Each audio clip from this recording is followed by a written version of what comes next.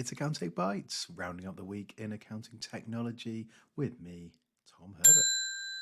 We're going to start this week's roundup with some new kids on the block. Let's hope they've got the right stuff. So I wrote about Cone this week. Those of you who attended some of the accounting events in the spring might have bumped into them, but they're going big on their proposal and billing software off the back of sort of broader practice management offerings, so things like engagement letters, quotes, billing, and payments, targeting smaller firms and using pricing as a good entry into the market. So they're looking at £6.40 a month or £8.83 for the full plan.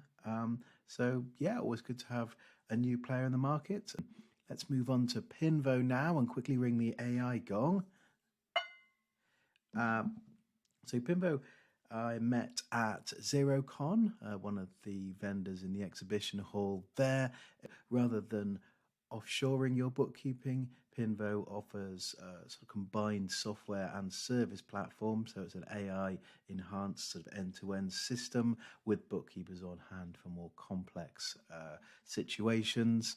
So managing the entire bookkeeping process for firms, so from document collection and data extraction right through to financial analysis and reporting, the integrations with the likes of Xero and QuickBooks as well. So moving on then to someone who's definitely a market incumbent at Intuit, makers of QuickBooks, TurboTax, MailChimp, etc. They've announced that they'll be laying off around 1,800 employees as part of a shift towards more sort of embedded AI native products, as it were. I think what's interesting that they're sort of saying it's not to cut costs, it is to shift towards more growth areas like their AI tool.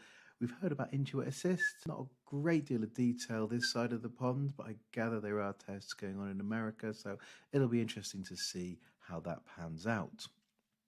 Moving on to the Register now, and they flagged a Gartner survey of customers saying that 64% of people were not happy about the idea of AI-generated customer service. Does feel like a little bit of dissonance here. I mean, I've just mentioned the Intuit news there. BT have announced that they'll be losing 55,000 positions by 2030 thanks to digitization and automation of processes. So yeah, it is. I mean, perhaps the technologists haven't articulated what they're trying to do at this stage.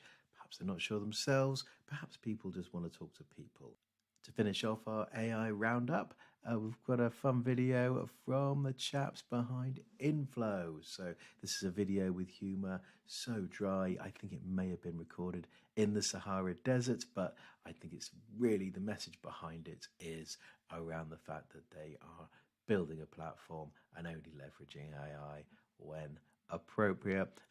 Let's head over to some accounting web news now, and a chartered accountant has been excluded from ICAW and fined after she downloaded client information before leaving her former employer and setting up on her own a forensic investigation of her laptop revealed the crime, so maybe don't do that. And HMRC this week has gone live with a digital tool, the VAT Registration Estimator. So that's designed for small businesses worried about whether they're going to hit that 90,000 registration threshold and what impact that's going to have on their business moving forward. As usual, the accounting web readers have robustly kicked the tires on that and given their verdict. So do check that out if you're interested.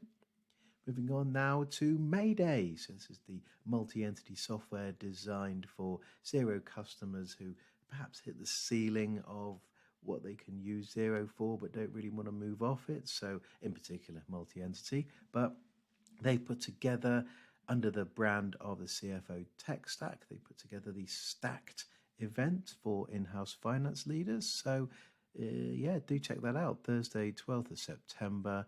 In London, Xero headline sponsoring. So yeah, do check that out. I'm hoping to be there. So best of luck to all involved. And finally, back to the Register, users rage as Microsoft announces retirement of Office 365 connectors within Teams.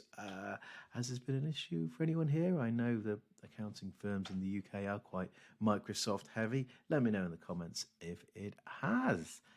And if you're not already subscribed to my accounting technology email, do help me out by popping your email address in the box and hitting the yellow button. If you're watching on the socials, please like, follow, or subscribe. Thanks so much for watching, and I will see you next week.